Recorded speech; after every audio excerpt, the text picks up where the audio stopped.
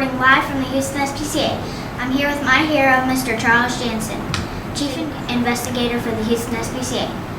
Thank you for your time this morning, Mr. Jantzen. May I ask you a few questions? You may. How long have you worked for the Houston SPCA? I've worked for the Houston SPCA for about 10 years now. What were you doing before you joined the Houston SPCA? Before I started working for the Houston SPCA, I used to work in the law enforcement career, and then I came over here to work with animals. What inspired you to want to work with animals? Well, there's a lot of different animals, and they're very diverse, and there's not a whole lot of laws protecting them, a whole lot of voices, so I just one of many people.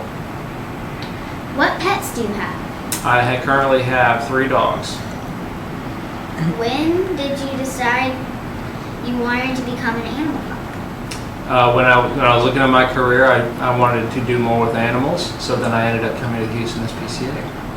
What's the most memorable case you've ever worked, and what's its outcome? We once got a call about a primate called a white-crowned mangabe that was sitting on a porch with a bunch of dogs, and it was abandoned. And it's a very rare primate, and we were able to get it, rescue it, and place it into sanctuary. What's the most unusual animal you've ever rescued?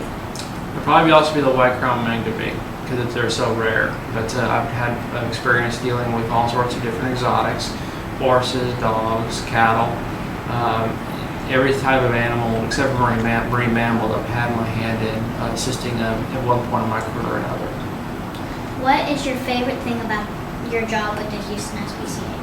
It's such a great diversity that I get to deal with on a day-to-day basis. At one point, I might be doing office work. The next minute, I'll be on a boat in the middle of a little lake trying to get a rescue an animal, or I might be in the middle of talking to some different folks about their animals. There's never 2 days are alike. What is your least favorite? Well, least favorite can be it's the feeling of helplessness at some points. We can only work within the confines of the law, and sometimes the law is a little lacking in some areas, and so you want to do more, but at the end of the day, you can only do what the law allows you to do, and then we can work on educating the public to change the laws in the future. I love watching you on Animal Cops. Are there plans in the works for more seasons of Animal Cops Houston?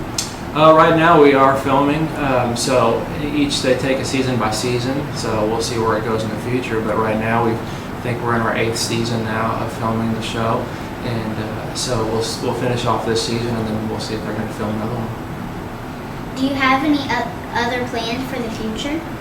Right now we're just growing the department into a better organizational unit. We're always trying to expand the animal welfare field, and I'm always trying to utilize my education and my experience to get more people in the industry to assist the animals. And my final question today is, what advice would you give a kid who wants to become an animal cop when they grow up? Well, the first thing is education is the key.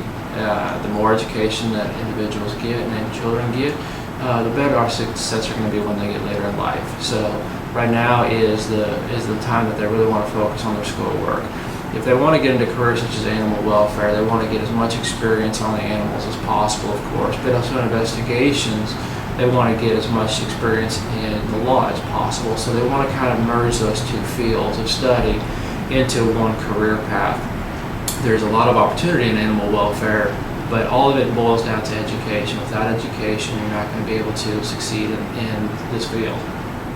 Once again, I'd like to thank you for your time today and answering my questions, Mr. Jantzen. This is Payton reporting live from the Houston SPCA. Thank you and have a good day.